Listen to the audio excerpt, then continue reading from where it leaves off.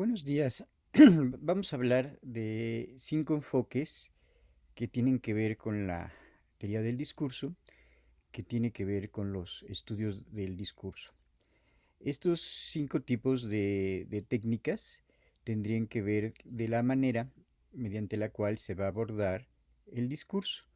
Entonces serían como parte de la teoría y como parte de la metodología que van a partir de diferentes premisas. Los estudios del discurso no nacieron unificadamente, sino van a nacer ligado a diferentes disciplinas, ligado a diferentes países, ligado a diferentes autores, y cada uno de ellos va a tener diferentes concepciones acerca de lo que sería el discurso. Entonces, para algunos teóricos va a importar más la parte lingüística, para otros teóricos va a importar más todo lo que tiene que ver con la parte social.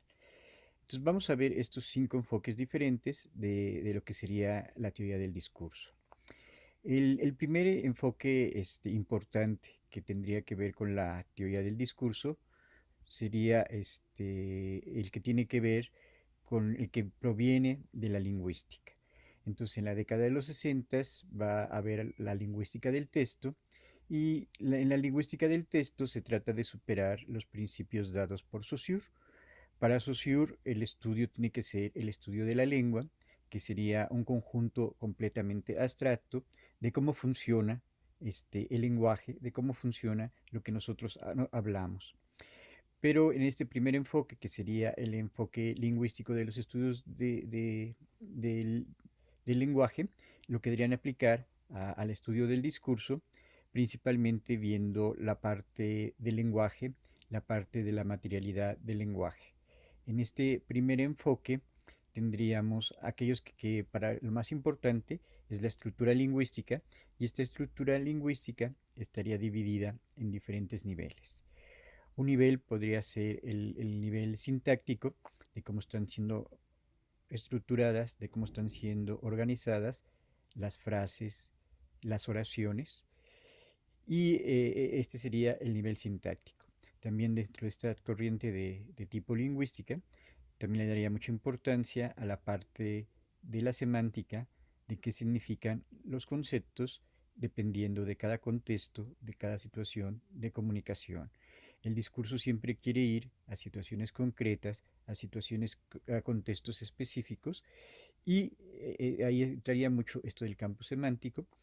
Y el tercer elemento que tendría que ver con la corriente lingüística sería el punto de vista pragmático de cómo se relaciona el emisor con el receptor.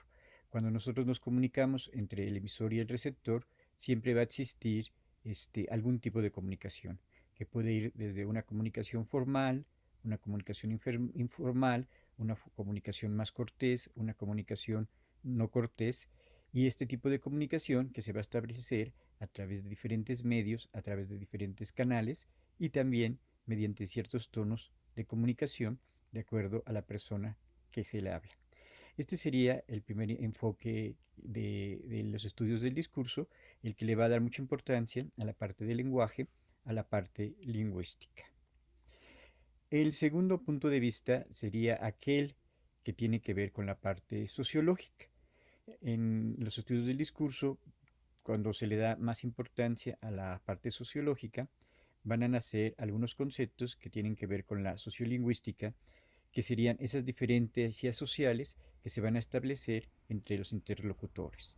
Se va a hablar de una interrelación entre el emisor y el receptor, pero también se van a hablar de determinadas interacciones dependiendo de los contextos comunicativos, que pueden ser de clase social, de cultura, de raza, de etnia, de si una persona es hombre, si una persona es mujer, de sus estudios.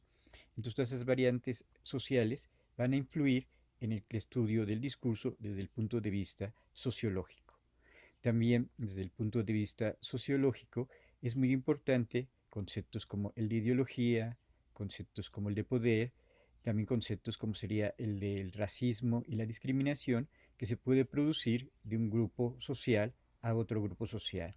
Aquí estaríamos viendo que no interesa tanto la parte lingüística, sino lo que más va a importar son estas relaciones sociales que se establecen entre las personas que están comunicando y cómo se van a producir estos efectos sociales dentro del discurso. Por ejemplo, para Theo Van Dyke va a ser muy importante todo lo que tiene que ver con la parte de la dominación, con la parte del poder, con la parte de la desigualdad social que también puede existir en el caso de los diferentes discursos. Entonces sería la segunda tendencia la que tiene que ver con el campo sociológico.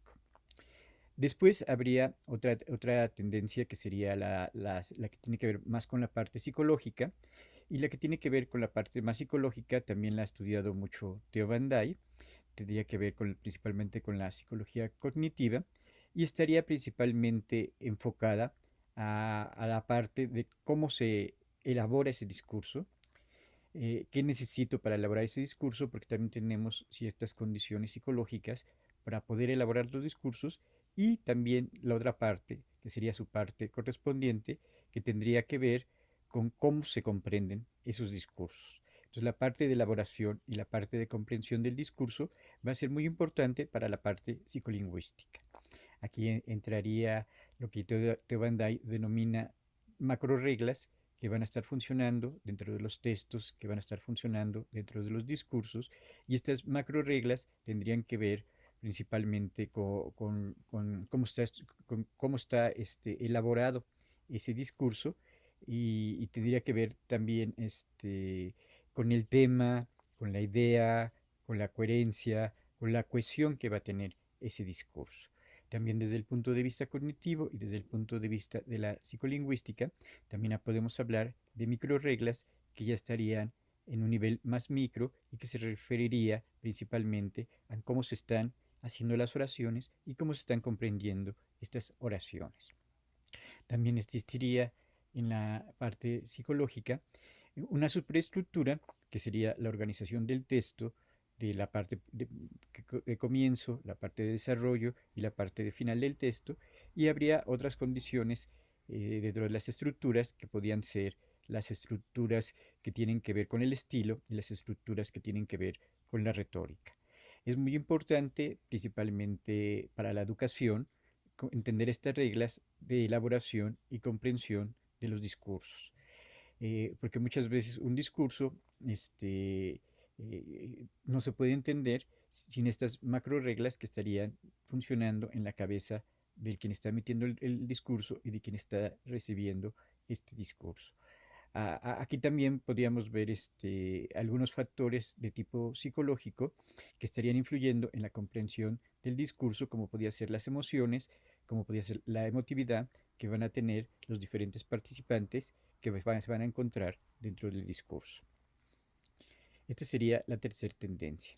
Una cuarta tendencia de los análisis del discurso tendría que ver con la parte cultural, y esta tendencia estaría principalmente representada por Julieta Haidar, para la cual es bien importante las condiciones de producción que hacen que nazca un discurso. Y también sería muy importante las condiciones de recepción que hacen posible que ese discurso se pueda recibir.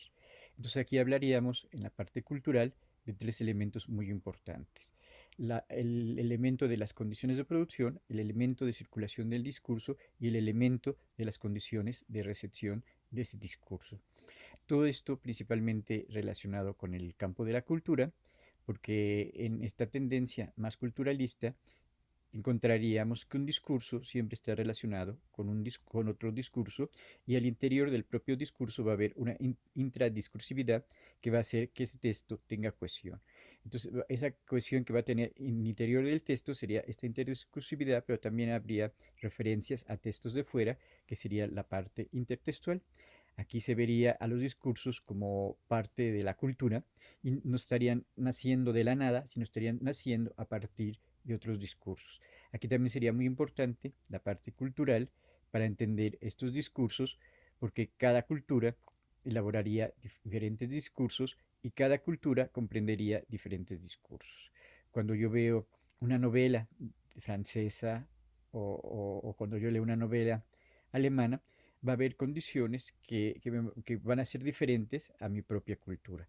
Entonces también aquí se vería los textos como algo completamente cultural, y en esto que sería algo completamente cultural se verían algunos factores de cómo están surgiendo los imaginarios, cuáles son las condiciones que permiten el surgimiento de estos discursos, dependiendo de la cultura y dependiendo de ciertas condiciones culturales que hacen que ciertos discursos tengan más auge que otros discursos en este contexto de las relaciones entre los propios discursos. Y el quinto tipo de discurso sería el que se va a referir más a la parte del texto hablado, a la que se va a referir más a la parte del texto oral. Y aquí tendríamos diferentes tipos de discursos, ¿no? Tendríamos las conversaciones, tendríamos los monólogos, tendríamos los diálogos, tendríamos las conferencias, tendríamos las peticiones que de repente se hacen oralmente. Entonces, en este mundo oral, del discurso oral, también se tendría sus propias metodologías y tendría sus propias teorías, y ahí sería muy importante todos los implícitos, todos los supuestos que nosotros decimos a la hora en que estoy hablando.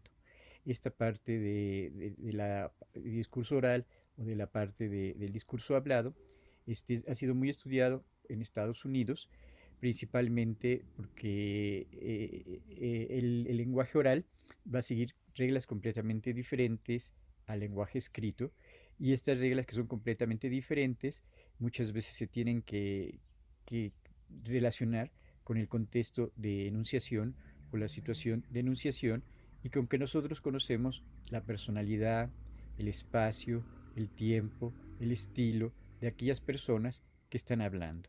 Aquí también muchas veces este discurso oral a veces también se relacionaría mucho con la parte psicolingüística, o también se podría relacionar con la parte social.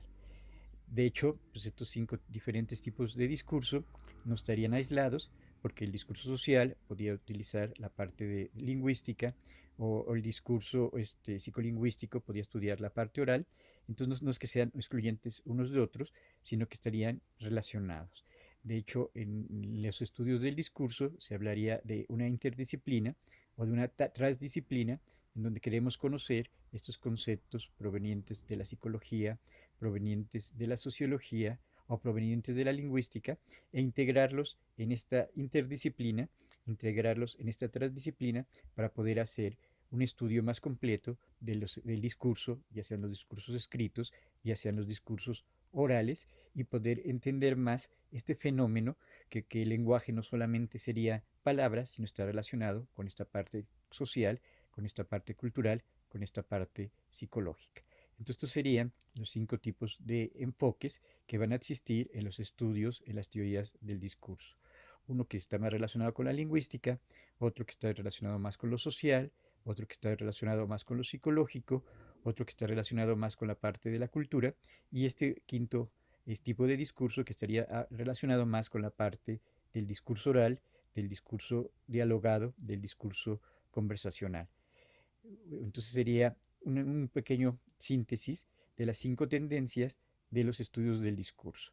Dependiendo de cada autor y dependiendo de cada nacionalidad, algunos autores se van a enfocar más a la parte social, o a la parte lingüística, o la parte cultural, y estas van a ser diferentes variantes que van a requerir de diferentes metodologías y de diferentes teorías para poder hacer este análisis del discurso.